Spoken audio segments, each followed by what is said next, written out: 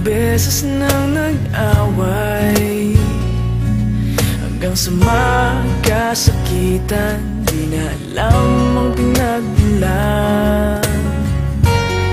Pati maliliit na bagay na napag-uusapan, bigla na lang pinag-aawayan.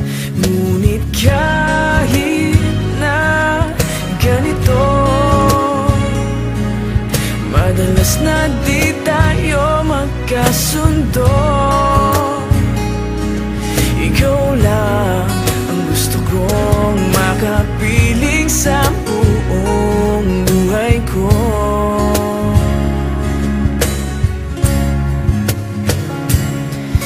Kahit na binabato mo ako ng kung ano-ano, ikaw pa rin ang gusto ko.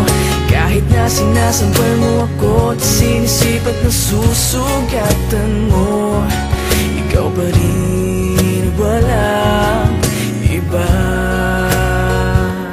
Ang gusto kong makasama,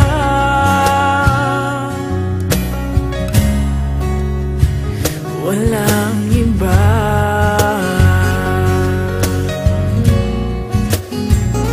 Walang iba.